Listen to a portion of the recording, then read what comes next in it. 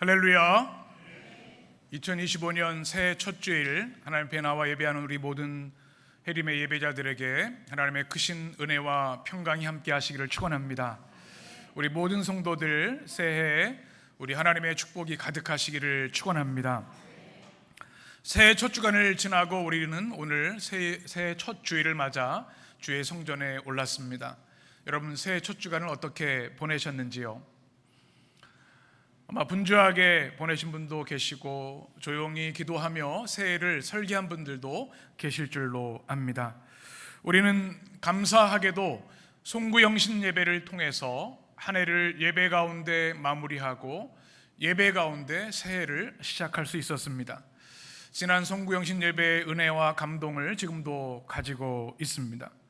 또 우리는 이 시간 1년 52주 중에 첫 주일을 구별하여서 신년주일 감사예배로 또 1월 첫 주일 감사예배로 성만찬과 함께 말씀의 은혜로 충만한 주일을 지금 지키고 있습니다. 하나님께서 우리 예배를 받으시고 영광 받으시며 올 한 해도 믿음으로 승리하게 하실 줄 믿습니다. 새해가 되면 누구나 새해 소망을 갖게 마련입니다. 여러분은 새해에 어떤 소망을 가지고 계신지 모르겠습니다. 송구영신 예배 후에 1시간 좀 넘게 안수 기도회가 진행되었습니다. 여러분의 기도 제목을 제가 보면서 기도를 시작을 했는데요. 기도 제목을 읽을 때마다 마음의 감동과 뭉클함이 있습니다. 여러분의 마음의 소원 또 하나님을 향한 기도의 제목들을 아뢰을 때마다 하나님께서 감동을 주시기 때문에 그렇습니다. 하나님께서 여러분이 주님께 고백한 모든 새해 기도 제목들 주께서 올 한 해 온전히 또 풍성하게 아니 우리가 구하지 않은 것까지 여러분에게 압도적인 은혜로 채워주시기를 간절히 축원합니다. 오늘 말씀은 이스라엘의 가장 위대한 왕으로 알려진 다윗이 하나님 앞에 감사 예배시로 고백한 시편의 말씀입니다.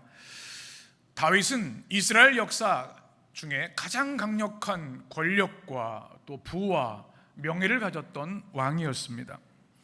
그런데 그럼에도 불구하고 그는 기도를 잃지 않았습니다. 하나님 앞에서는 세상 최고의 권력자이지만 어린아이 같은 작은 존재임을 그는 자각하고 하나님께 늘 무릎을 꿇었습니다. 크고 작은 일 모든 것을 주님께 기도하고 기도로 한 걸음 한 걸음 나아갔습니다. 인간적인 면모로 보면 그에게도 많은 흠이 있고 죄악이 있고 하나님의 심판이 있었습니다.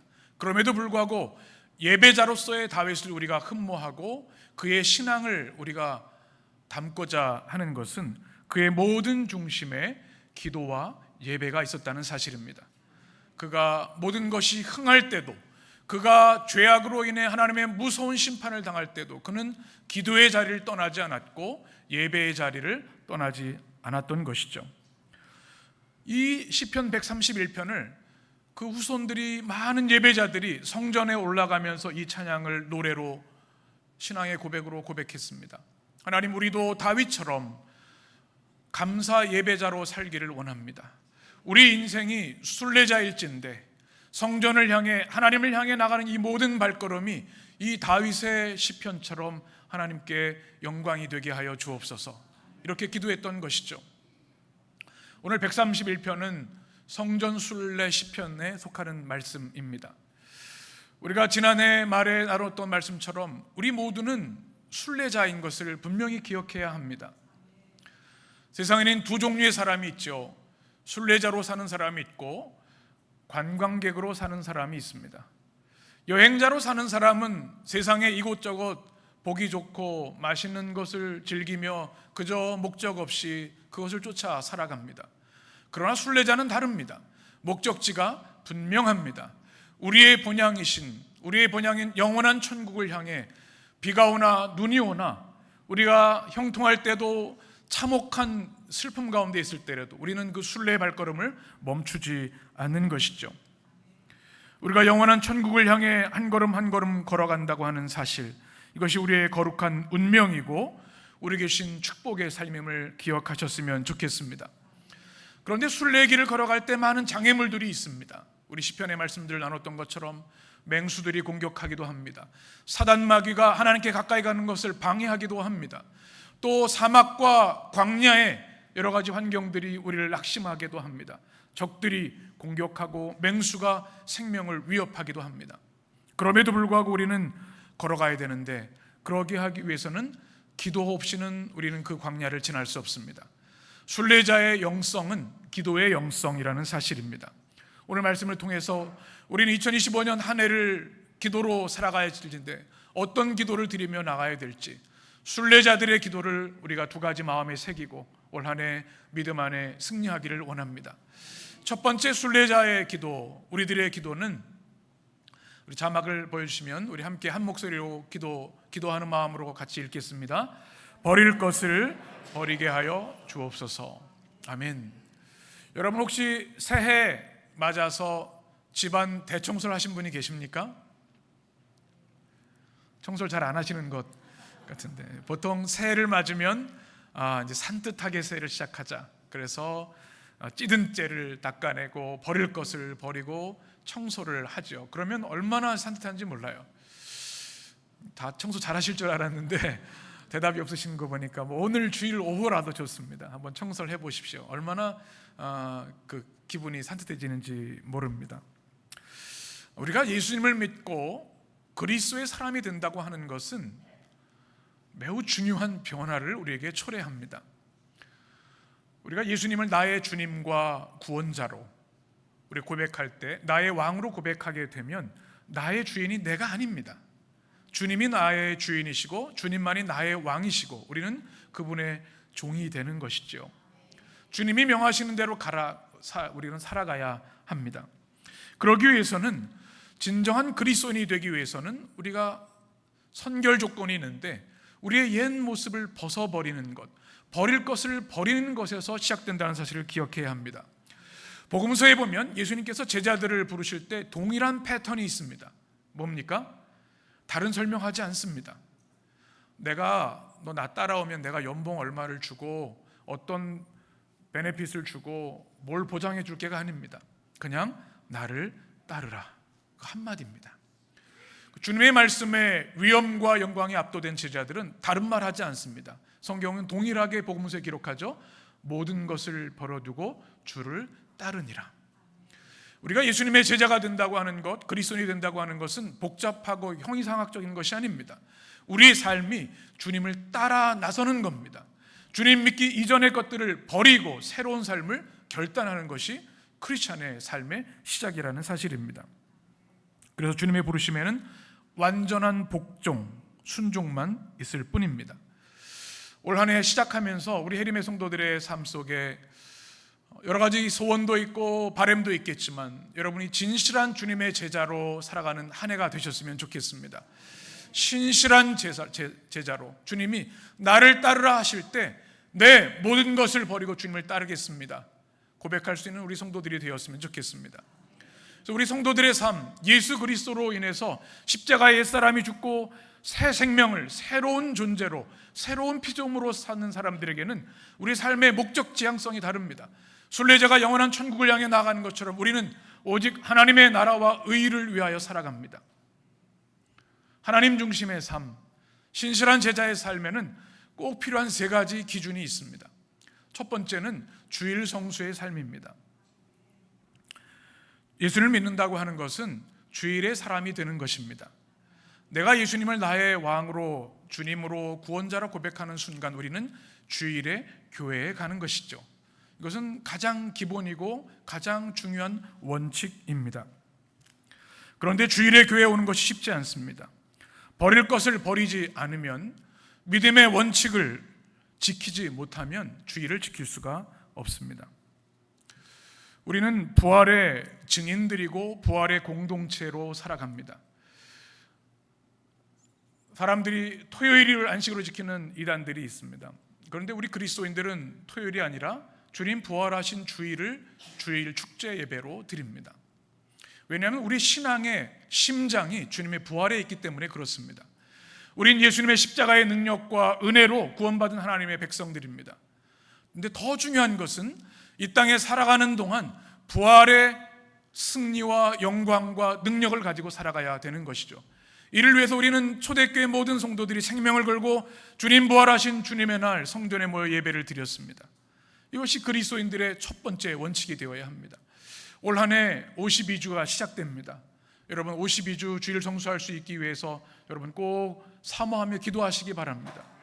우리가 원한다고 주일 성수할 수 있는 것이 아닙니다. 하나님이 허락하셔야 하고 우리의 믿음이 준비되어야 하고 우리의 상황과 환경이 되어야만 주일 성수할 수 있습니다. 우리를 위해 십자가에 죽으신 우리 주님은 생명의 은인이시고 영생의 은인이십니다. 죄로 인해 죽을 수밖에 없고 영원한 형벌에 빠질 수 없는 우리들을 주님이 죽으심으로 우리를 살려주셨습니다. 이 세상에도 생명의 은인이 있으면 그를 위해 할 수 있는 모든 것을 하죠. 그러나 우리 주님은 우리에게 죄와 사망에서 건져주셔서 영원한 생명과 부활의 승리와 천국을 주셨는데 이보다 더 큰 생명의 은인이 어디 있습니까? 주일 이 부활의 날 주님 앞에 매주 나와 주님께 영광 돌리는 우리 성도들 되시기를 축원합니다. 두 번째, 신실한 그리스도인들은 11조 신앙을 해야 합니다. 이것은 주님의 명령입니다. 말라기 3장에 보면 이런 말씀이 있습니다. 제가 한 절 여러분이 한 절 교독합니다. 사람이 어찌 하나님의 것을 도둑질하겠느냐? 그러나 너희는 나의 것을 도둑질하고도 말하기를 우리가 어떻게 주의 것을 도둑질하였나이까 하는도다. 이는 곧 11조와 봉헌물이라.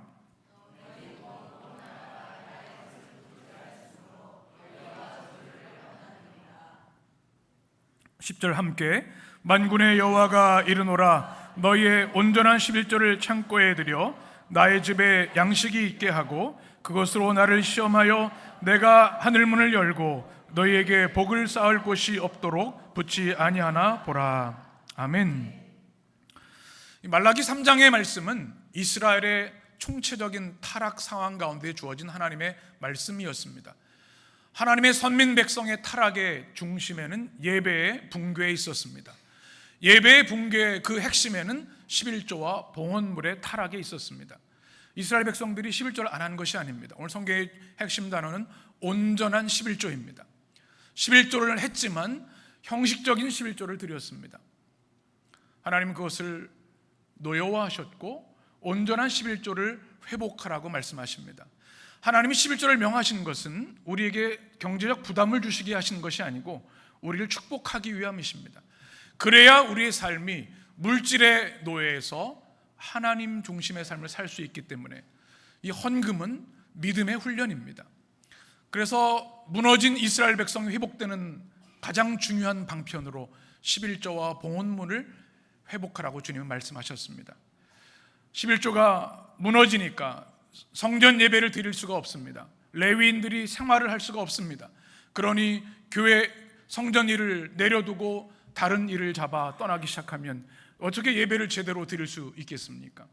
그리고 어려운 일을 돕는 그 11조도 할 수가 없게 되어서 성전 예배가 무너지게 된 것이죠. 그래서 그들을 향해서 엄중한 주님의 경고를 하고 계십니다. 하나님의 것을 도둑질하지 말라.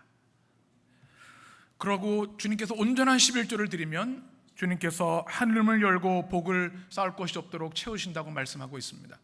이것은 하나님의 말씀인데요, 이것은 가장 많이 왜곡되는 말씀 중에 하나입니다. 이것은 기복신앙을 부추기는 말씀이 아닙니다. 너희가 하나님께 투자해 그러면 넘치도록 주실 거야 하는 말씀이 아닙니다. 이것은 하나님의 말씀과 말라기의 상황과 문맥을 통해 이해해야 합니다. 하나님께서 시험해 보라고 하는데 우리가 어떻게 하나님을 시험합니까? 하나님이 주시는 안타까운 마음, 애절한 호소입니다. 하늘문을 여신다고 하는 것은 우리는 물질의 축복만 생각하는데 물질과 비교할 수 없는 모든 인간의 다차원적인 축복을 말합니다. 가장 큰 인간의 축복은 하나님과의 관계 회복입니다. 하나님과 멀어지고 하나님 관계가 깨어진 것, 그것 자체가 무서운 하나님의 심판이기 때문에 그렇습니다. 하늘문을 여시고 넘치도록 주신다는 말씀은 물론 물질의 축복도 주시지만 하나님의 영의 평안과 하나님의 모든 백성들을 주시는 온전한 복을 주신다는 말씀입니다. 이건 하나님과 거래하라는 말씀이 아닙니다. 기복적으로 오해해서는 안 되는 말씀이죠. 11조를 해도 경제적으로 어려운 사람이 있습니다. 11조는 기본입니다. 대단한 일이 아니라 하나님의 백성이라면 당연히 해야 하는 일입니다. 가난해도 실패해도 우리에게 풍성한 물질의 복을 주셔도 주님께 드려야 하는 것이 11조인 것이죠. 예수님께서도 누가복음 11장에 보면 이렇게 말씀하십니다. 우리 같이 읽겠습니다.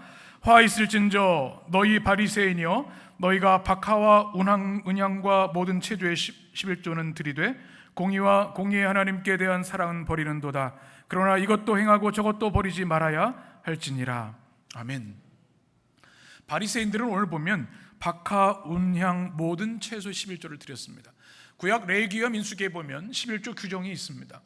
땅의 모든 소산의 10분의 1을 주님이 하나님께 바치라고 말씀하셨습니다. 그것은 하나님의 것 중에, 모든 것이 하나님의 것이지만 하나님을 믿는 백성으로서 마땅히 하나님께 드려야 할 것을 명하신 것이죠. 그리고 10분의 9를 풍족히 누리도록 은혜해 주신 겁니다. 그런데 바리새인들은 이 말씀에 자신들의 열성을 더 보탭니다. 하나님이 지정하지 않은 것까지 11조를 드리는 겁니다. 그런데 문제는 뭔가 하면 하나님의 사랑과 공의는 신경 쓰지 않는 것입니다. 11조의 정신을 잃어버린 것이죠. 주님이 뭐라고 말씀하십니까? 온전한 11조 그것도 해야 한다. 그러나 하나님의 사랑과 공의도 잊어서는 안 된다는 말씀입니다. 11조는 우리에게 두 가지 질문을 합니다. 너희의 소유가 누구의 것이냐? 이것에 응답하는 것이 11조입니다. 하나님, 제게 주신 모든 물질뿐만 아니라 생명, 시간, 재능 다 하나님의 것입니다. 드리는 것이 11조입니다. 또 너는 하나님을 섬기느냐 돈을 섬기느냐 묻는 질문에 대한 신앙 고백입니다. 이 땅은 하나님보다 돈이 더 힘을 쓰는 시대입니다. 만몬 숭배가 얼마나 강력한지요. 하나님은 11조 신앙을 통해서 주의 백성들을 보호하시기 위해서 물질의 노예로 살아가는 것, 물질에 따라가는 사람이 아니라 하나님 따라 살아가는 사람으로 주시기 위해서 11조를 명하셨습니다. 또 11조는 청지기 신앙입니다. 교회 공동체가 또 성전 공동체가 운영되려면 예배와 모든 삶을 책임져야 합니다.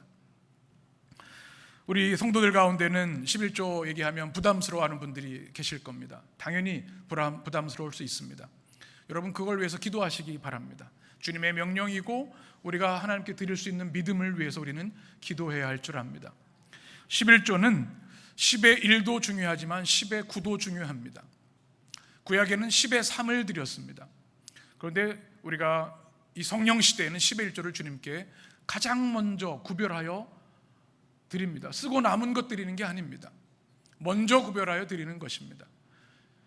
또 중요한 건 10의 9를 어떻게 쓰느냐도 중요합니다. 재벌들에게 10의 1조 드리는 거 별로 어렵지 않을지 모르겠습니다. 돈이 너무 많으니까요. 10의 9도 10의 1의 영성을 담아야 합니다. 우리 계신 물질을 성경적으로 어떻게 쓸지를 우리는 기도하며 사용해야 하는 것이죠. 우리 해림의 성도들 누가 시켜서 11조 되지 않습니다. 하나님께서 주시는 믿음으로 여러분 하나님 나라를 위해서 신실한 제자로 드릴 수 있게 되기를 축원합니다.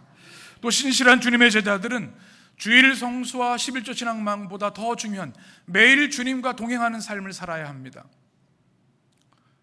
여러분 주일날 교회 나와서 은혜 받고 그 힘을 가지고 살아가시죠? 근데 성전을 떠나면 주님과 상관없이 사는 분들이 많이 있습니다. 일주일에 6일은 내 마음대로 사는 경우가 많죠. 우리가 매일 주님과 동행하는 삶은 하나님 백성에게 주신 가장 엄중한 명령이고 가장 중요한 영적인 승리입니다. 어려운 것이 아닙니다. 말씀과 기도로 살아가는 것이죠. 하나님의 말씀은 우리의 삶의 기준이 되십니다. 그 기준을 우리가 잃어버리면 타락할 수밖에 없고요.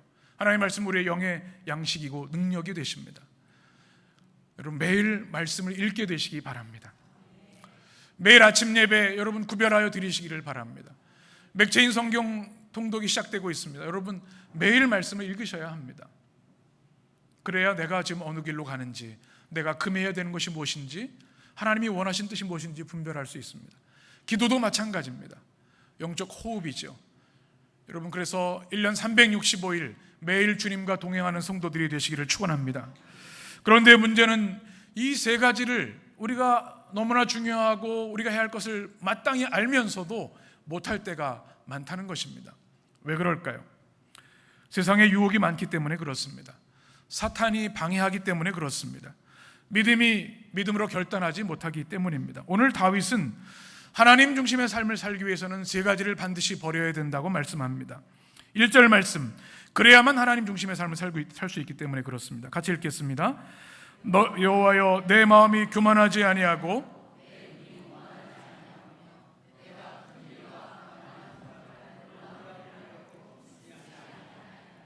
아멘. 다윗은 왕으로서, 그러나 하나님의 자녀로서 세 가지를 버릴 것을 말씀합니다. 첫 번째는 무엇입니까? 마음의 교만입니다. 내 마음이 교만하지 아니하며라고. 여러분, 교만은 설명 안 해도 잘 아시겠죠? 우리 사람은 교만하기 참 쉽습니다. 누구나 자기중심적이고 깊은 죄성을 가지고 있기 때문에, 특별히 권력이 있는 사람은 그러합니다. 고대 사회에 다윗 왕이 얼마나 큰 힘이 있었습니까? 어쩌면 교만함이 그것이 특권일 것입니다. 그런데 다윗은 그렇지 않았습니다. 하나님을 두려워했습니다.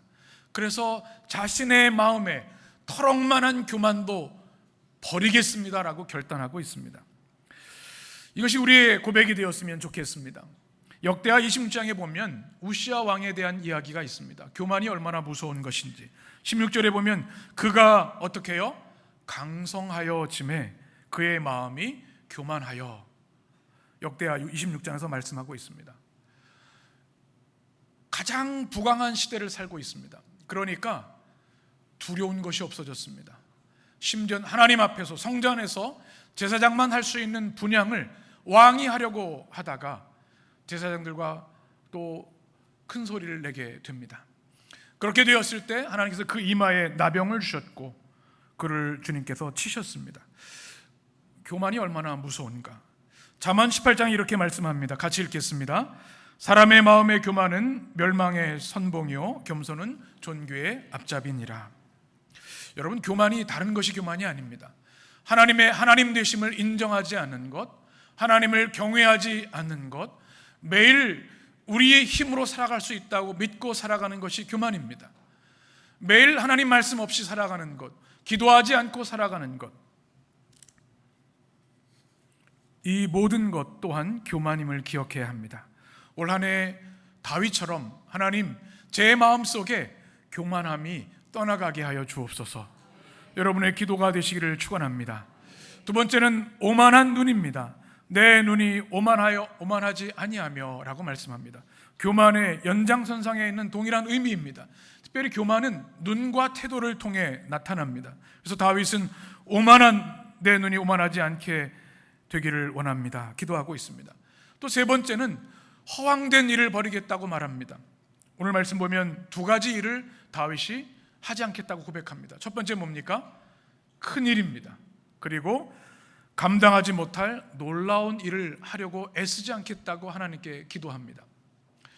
여러분, 우린 때로 이런 얘기하죠. 큰 일을 하실 분입니다. 이런 얘기 많이 하시죠? 큰 일 하셔야죠. 정치권에서도 많이 쓰는 말이라고 하더군요. 큰 일 좋은 것 같습니다. 그런데 늘 주의해야 합니다. 거기에는 교만과 오만의 결과가 될 수 있기 때문에 그렇습니다. 감당할 수 없는 큰 일, 우리가 할 수 없는 기이하고 놀라운 일을 하려고 하는 것은 허황된 야망, 세속적 야망이기 때문에 그렇습니다. 그래서 다윗은 왕이었지만 그것을 하지 않겠다고 얘기를 합니다. 우리는 괴테의 파우스트를 잘 알고 있습니다. 파우스트 박사는 자신의 지식과 권력의 욕망에 눈이 멀어서 악마에게 자신의 영혼을 팔게 되죠. 소설 속에만 있는 것이 아닙니다. 이 시대의 많은 사람들이 그렇게 살아갑니다. 세속적 야망으로 인해서 하나님을 경외하지 않고 주의 말씀을 귀담아 듣지 않은 사람들이 얼마나 많은지요. 로마서 12장 3절에 이렇게 말씀합니다. 우리 같이 읽겠습니다.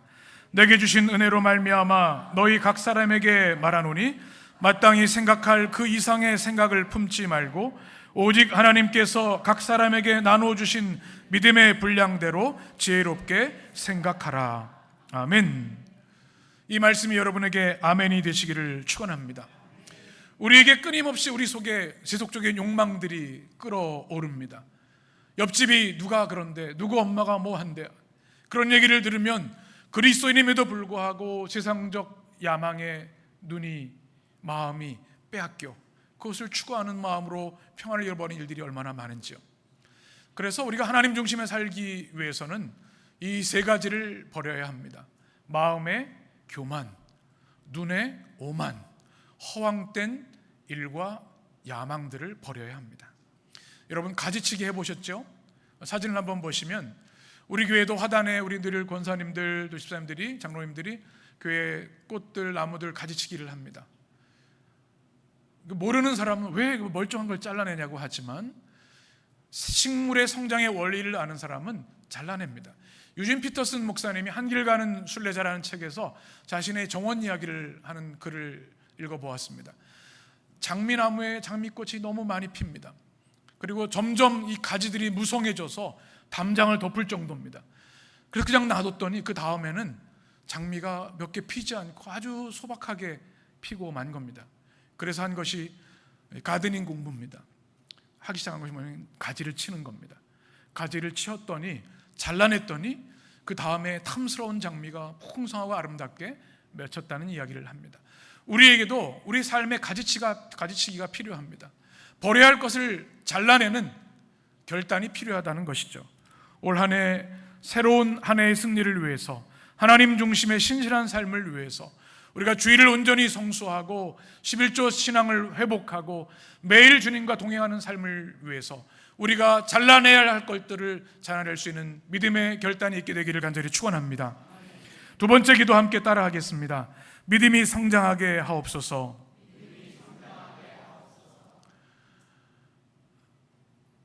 이제 두 번째인데 시간이 많이 지나서 5분 정도로 요약하려고 합니다. 여러분, 우리 그리스도인들에게는 생일이 두 가지가 있습니다. 육신의 생일이 있고 또 무엇입니까? 영적인 생일입니다.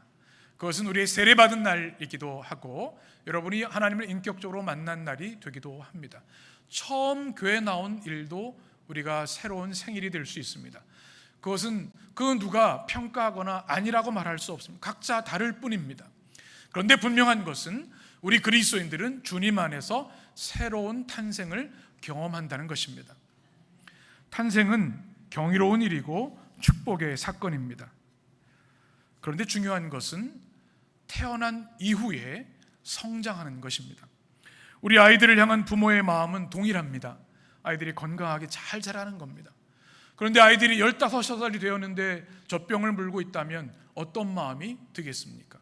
30살이 되었는데 여전히 어린아이의 모습으로 살아간다면 부모의 마음은 너무나 아플 것입니다. 하나님도 마찬가지이십니다. 이 다윗은 하나님 앞에 이렇게 고백하고 있습니다. 하나님, 제가 영적으로 날마다 매년 성장하기를 원합니다. 어린아이에 머무르지 않기를 원합니다. 2절 말씀 같이 읽겠습니다. 실로 내가 내 영혼으로 고요하고 평온하게 하기를 젖된 아이가 그의 어머니 품에 있음 같게 하였나니 내 영혼이 젖된 아이와 같도다. 아멘. 여러분, 젖된 아이를 보신 적이 있습니까? 다 잊어버리셨죠? 아이가 자라는 모든 순간은 신비하고 경이롭습니다. 아이가 처음 하품하는 걸 보신 적이 있습니까? 찬양이 나옵니다. 아이가 트름하는 소리 들어보셨습니까? 천상의 심포니입니다. 아이가 뒤집는 모습 보셨습니까? 온 가족이 경사가 나서 잔치를 벌입니다. 목을 가누는 순간이 있습니다. 어느 순간 목을 들고 엄마를 아빠를 쳐다보는 순간이 있습니다. 얼마나 신비한지 모릅니다. 그러다가 어느 순간 젖을 떼는 순간이 있습니다. 젖을 떼기 전에는 엄마 젖을 계속 찾습니다. 엄마 젖이 없으면 두려워하고 초조하고 울어 제낍니다. 그 단계에서는 엄마는 나의 필요를 채워주는 존재일 뿐입니다. 그런데 젖을 뗀 후에는 달라집니다. 어머니, 오늘 다윗의 고백처럼 엄마 품에 안겨 있지만 초조하지 않습니다. 평안합니다. 자유합니다. 행복합니다. 엄마가 젖을 주어서 행복한 것이 아니라 그저 그냥 나를 사랑하는 엄마 품 안에 안겨 있는 사실 때문에 그것으로만으로도 감격하고 감사하는 것입니다. 바울은 이것을 신앙 성장의 메타포로, 은유로 우리에게 말씀하고 있습니다. 여러분은 젖되기 전에 젖을 문 어린아이 같은 믿음의 단계입니까? 아니면 여러분은 젖된 신앙의 모습을 가지고 있습니까? 우리는 젖되기 전의 모습이 분명히 있습니다. 그런데 성장해야 합니다. 하나님께 간구하고 때를 쓰는 순간도 아이의 성장의 자연스러운 과정입니다. 우리도 그럴 때가 있습니다. 그러나 때로는 그저 하나님 품 안에 안겨서 주님이 무엇을 주셔서가 아니라 주님 품 안에 있기에 그것으로 감격하고 찬양하고 예배하는 믿음이 있어야 한다는 것이죠. 젖을 떼다라고 하는 히브리어가 참 재미있습니다. 까말이라고 하는 히브리어인데요. 여러분 뭐가 좀 비슷한 느낌이 드는 단어가 있지 않습니까? 자막을 한번 보여주시면 캐멀이라고 하는 낙타라는 단어, 명사로 쓰면 젖을 떼다는 단어가 낙타라는 뜻입니다. 이 유대 광야 지역에 이 낙타는 절대적으로 필요한 동물입니다. 사막 광야를 지나는데 최적화된 동물입니다. 근데 이 낙타는요 15일 동안 물 한 방울 먹지 않아도 생존할 수 있습니다. 아주 강인한 생명력을 가진 거 있습니다. 이 젖을 뗀다고 하는 것이 낙타의 영적 생명력을 가진다는 의미입니다. 사단이 시험해도 우리를 넘어뜨려 공격해도 우리를 낙심케 하는 많은 환경들이 있을지라도 낙타처럼 때로는 담대한 믿음으로 그 위기와 상황을 이겨내는 믿음, 젖을 뗀 신앙의 모습입니다. 그래서 창세기 21장에 보면 젖된 것을 축하했습니다. 우리 8절 같이 읽겠습니다. 아이가 자라매 젖을 떼고 이삭이 젖을 떼는 날에 아브라함이 큰 잔치를 베풀었더라. 아멘. 이삭이 젖 떼는 날 큰 잔치를 베풀었죠. 우리 예림의 성도들 2025년 새롭게 시작합니다. 올 한 해 젖을 무는 신앙에서 젖을 떼는 성숙한 신앙으로 도약하고 성장하게 되시기를 간절히 축원합니다. 그럴 때 다시 뭐라고 고백하냐면 내 영혼이 고요하고 평안하옵나이다. 올 한 해 우리 하나님께서 여러분 모두에게 평안의 은혜를 주시길 원합니다. 유아기적 의존이 아니라 믿음의 전사로서 낙타의 영성으로 믿음 안에 담대히 싸워 이기는 영적 성장이 있게 되기를 축원합니다. 오늘 두 가지 기도 제목을 여러분에게 새 기도 제목으로 드렸습니다. 무엇입니까? 주님, 하나님 중심의 삶, 진정한 거듭난 그리스도의 삶을 위해서 버릴 것을 버리게 하여 주시옵소서. 믿음의 가지치기를 하게 하여 주옵소서. 또 하나님, 젖먹이 신앙에서 젖된 아이의 믿음으로 성장하여 그리스도의 장성한 분량에까지 이르게 하여 주옵소서. 여러분의 새 기도와 응답이 되시기를 축원합니다. 기도하겠습니다.